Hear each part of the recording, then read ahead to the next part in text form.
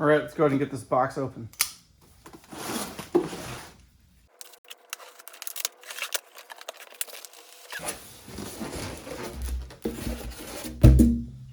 We don't need that. I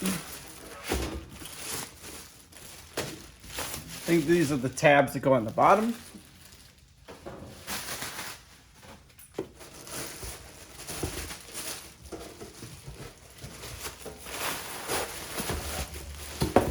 So this is the base. You can tell by the holes it sits on the bottom. So the actual fire pit sits on here. The air goes in here, comes up through here.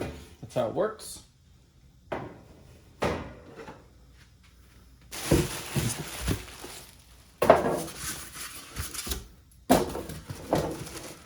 This is the bag. We'll look at the bag later.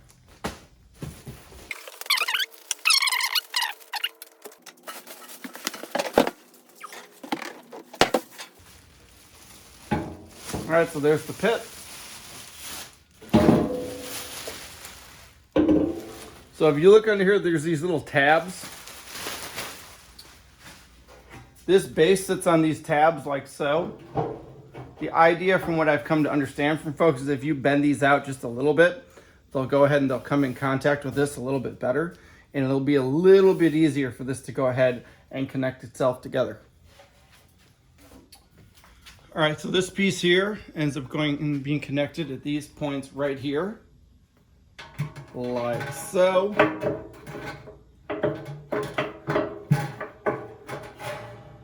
And then the screws that came in this bag are what is used to sink this guy down.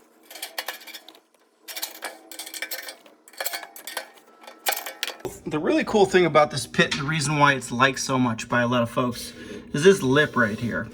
This is a full air gap that goes all the way around. In the solo stove, there's basically little holes drilled in all over the place. They're called fingers, and the fingers of flame go ahead and come through. But in this guy, the entire thing is separated all here at the top. So all this air goes in, and some goes ahead and even comes down here through these. And this is kind of cool because they put these little feet in here.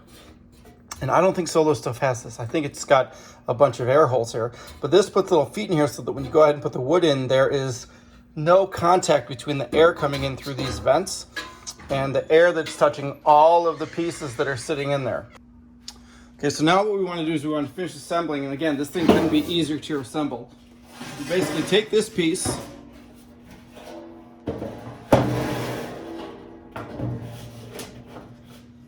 voila, it's done. I will say this though, it is a little playful.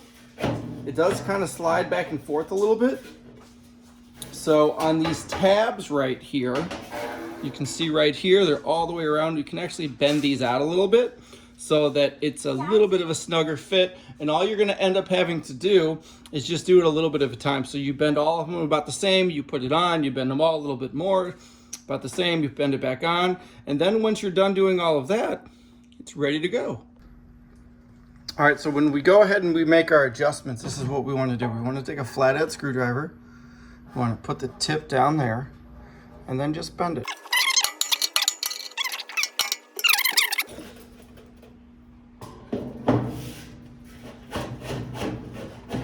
It's a little bit better, but it still needs a little bit more work. So for now, let's go ahead and let's take it, let's put it in the backyard. Let's get a fire going in it. Let's roast some marshmallows. Before the marshmallows, I forgot. One more thing I want to show you is the bag.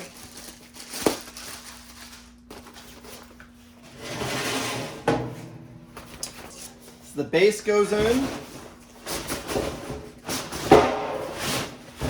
like so. And then the remaining piece goes in.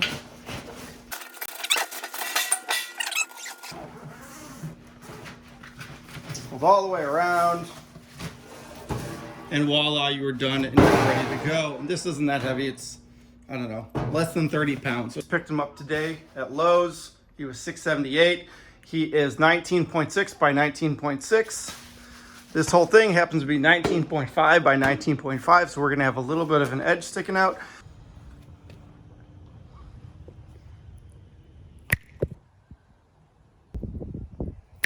All right, everyone, so now it's the time in the review that we're gonna go ahead and light this. So I have got some Oh, I think that this is birch that I went ahead and picked up. And sitting in here, I was watching some folks that make these fire pits.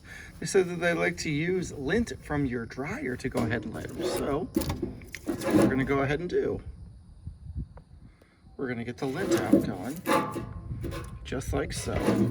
And the goal here is we really want the air coming in through down here, to come up the sides, and to end up going out in this area right here all the way around. And I heard a pro tip that as long as I keep the wood from above this lip right here, we should be just fine. So let's go ahead and light it. I have my fun little lighter here. This guy.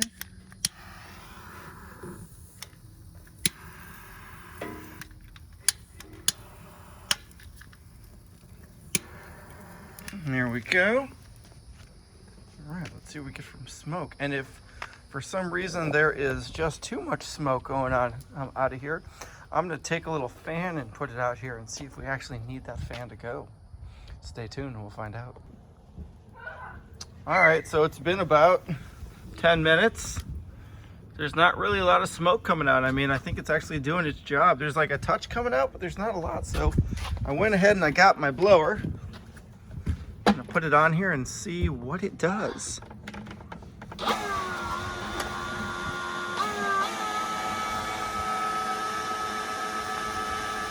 Honestly, it's not really making that big of a difference. It's still doing a really good job. It's probably pushing more of the black smoke out than anything. If I stop doing that, it's about the same. There's not really a lot of smoke coming out here. It's definitely doing its job. You can really see the heat coming in. I know it's hard to see off of my iPhone, but it really is doing a good job. So yeah, this is definitely so far pretty recommended. I'll go ahead and I'll do another video on this in probably another month or two. And for now, please go ahead and like, share, and subscribe, and ask me any questions you have down below. Thanks.